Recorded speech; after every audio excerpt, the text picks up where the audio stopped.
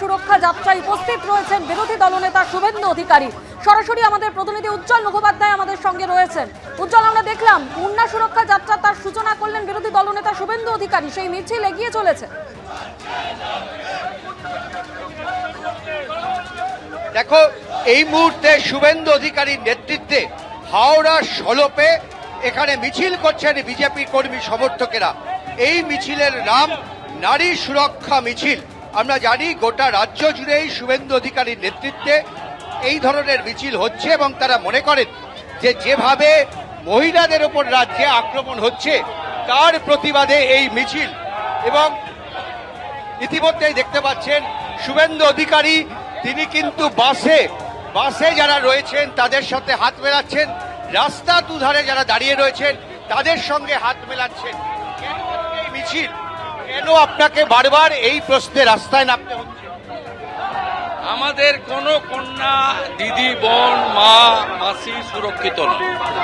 মমতাকে সরাতে হবে এবং এক শ্রেণীর তৃণমূলের মুসলিম নেতারা যেভাবে আইন হাতে তুলে নিয়ে ধর্মাচরণের বাধা দিচ্ছেন, এখানেই উল্টো রথের দিন রথে উঠে ইসকনের প্রভুকে মেরে রক্তাক্ত করেছে।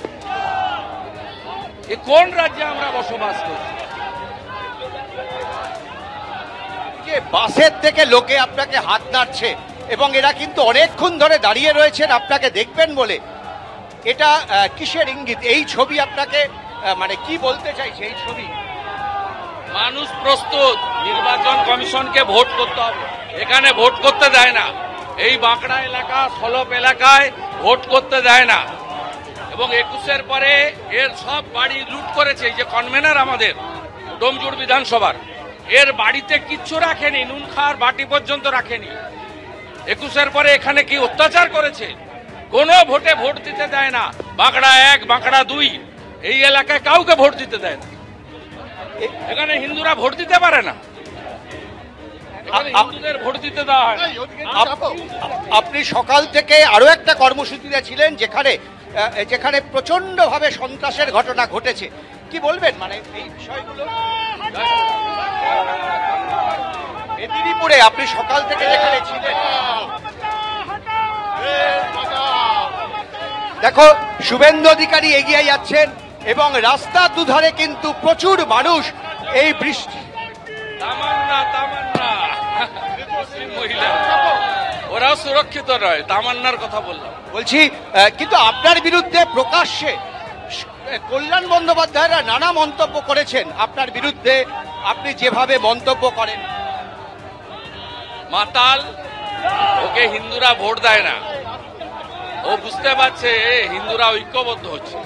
ও শ্রীরামপুরে হেরেছে, উত্তরপাড়ায় হেরেছে, বন্যগরে হেরেছে, যত হিন্দু এলাকা আছে আপনি দেখবেন হেরেছে। ও জিতেছে ডোমজুড়, জগৎবল্লভপুর এবং চণ্ডীতলার মুসলিম এলাকার ভোটে।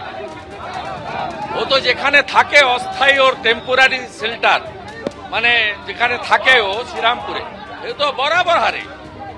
ওর রাগ এইটাই যে হিন্দুরা পোলারাইজড হচ্ছে বাংলায়, একতরফা হবে না।